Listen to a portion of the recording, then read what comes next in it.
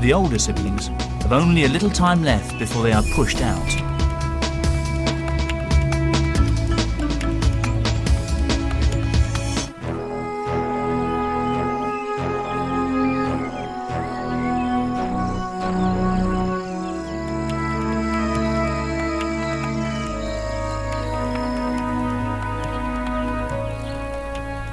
Increasingly, the adolescent gang rests up away from the main pride. Even the lionesses are getting tired of the older cubs, and they're always under the watchful gaze of Pamwi.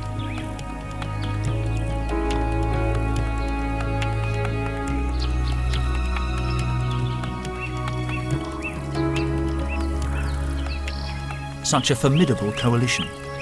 7 new males who could one day threaten Pamwi's status as Lord of Makalola. Their success will depend on their friendship. Even without their siblings, Kimber and Malu could form a double act that would offer stiff competition to their father for access to females and to hunting opportunities. Their only sister will stay with the family. Only rarely do females leave their mother's clan. Her brothers have to go before they reach sexual maturity at the age of 2 or 3. And round here, they will have to hunt buffalo in order to have any chance at all. Kimber and Malu face a dangerous and unpredictable world. They will have to cross countless other territories. Neighbouring pride males will be ready to defend their turf to the death. With their manes starting to grow thick and new surges of testosterone coursing through their veins, it won't be long before they want to go. Let's hope they've learned enough to take on new rivals.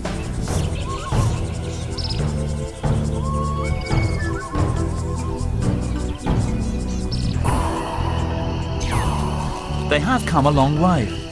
The innocent games from their nursery have evolved into elaborate moves on the battlefield.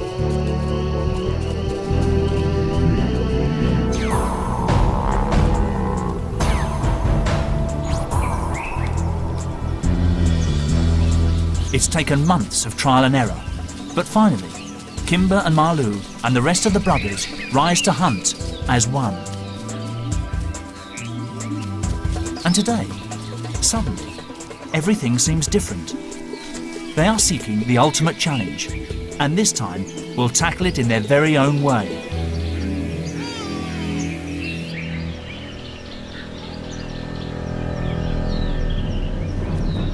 For once, they have no adult lionesses to dig them out of a hole, but they rise to the occasion. Good teamwork helps them locate and ambush a solitary buffalo bull.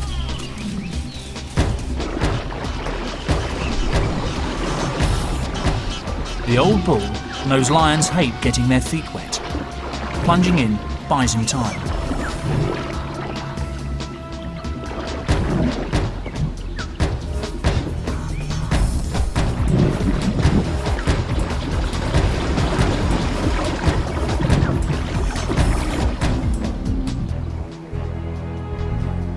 Malu courageously wades in.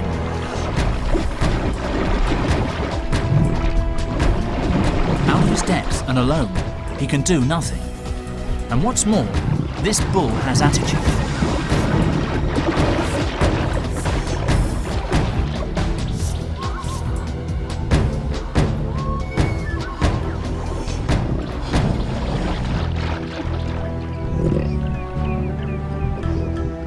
But Malu and his brothers don't just give up anymore. They've grown in maturity and in patience. Working together, they prove they can cope on their own.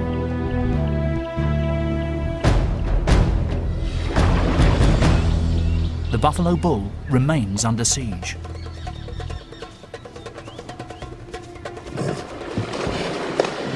The lions play safe, rightly so. A false step and they'd slip into the spearing range of one of those deadly horns.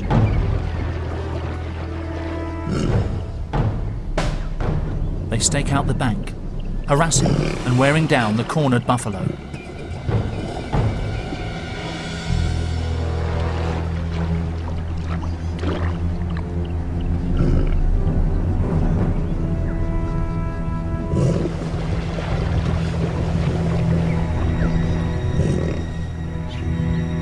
despite their persistence, there's a last-minute hitch. A bull elephant shows up at the waterhole.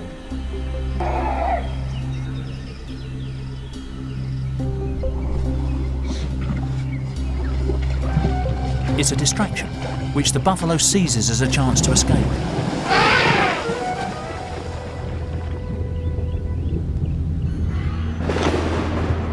On this occasion, luck ran against them, but even seasoned hunters regularly miss their target.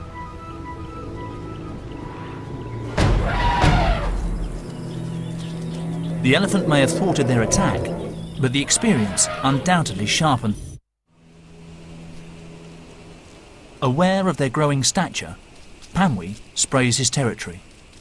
A reminder to Kimber and Malu not to rise above themselves.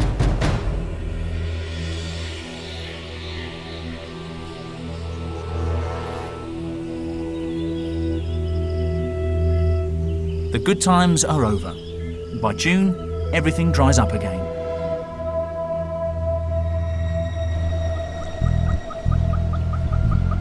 But the young lions remain on a roll. Winter brings their biggest and toughest test yet. The buffalo herd bulges with youngsters. Some of them were born at the same time as our lion cubs. They've survived and now weigh in at a sturdy 400 kilos.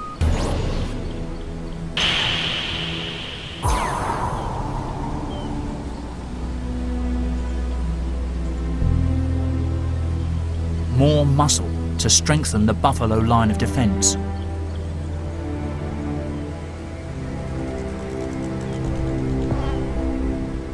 These buffalo may have good odds for this fight, but their enemies have come of age too. Both sides know that a battle is inevitable. Kimber, Malu and their brothers are under pressure to leave Makololo. Could this be their moment to finally graduate from Laduma's hunting academy?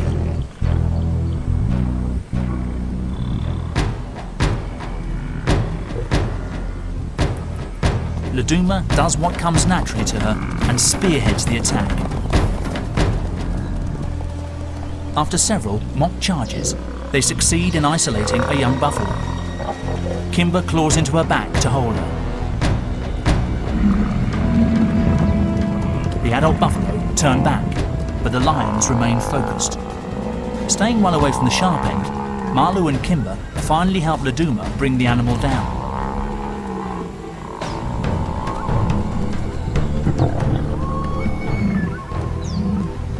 Laduma led the hunt, but a triumphant son Malu muscles in to claim the prize.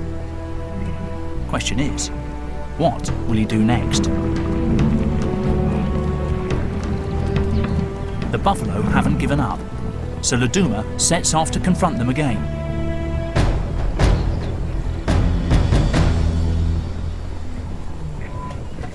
She successfully holds them off, buying her sons more time.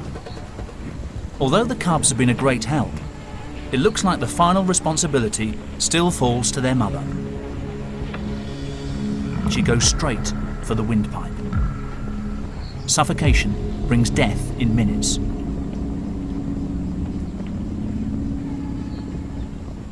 For these cubs, it looks like they won't learn to finish their prey off until they've left home and are forced to do it for themselves. But at least they've shown that the unconventional habits they experienced when they were very young aren't necessarily here to stay.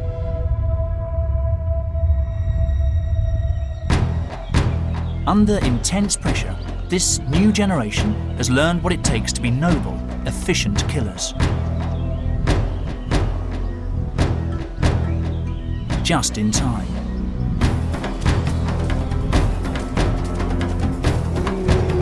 An excursion into the territory next door gives Malu and Kimber a huge fright, when Pamwi's nearest competitor gives them a real taste of things to come. Realising it's time to leave, Malu and Kimber lead the exodus. Their father now has a new litter to help the females with the hunt. But they go armed with the experience to survive beyond the cosy world of Makololo. In time, this powerful coalition of brothers will rule the bush elsewhere. For their mother, it's business as usual. The cycle of feast and famine in Makololo goes on, and Laduma will continue to roll with the punches. Whether that involves killing her victim first will be down to what seems best at the time. Lions are not the clean-cut, noble hunters we like to think they are. Just like us, they will cut corners and take the easy route whenever they can. And if that means eating their prey alive, so be it. But these lions aren't behaving badly. They are just being themselves.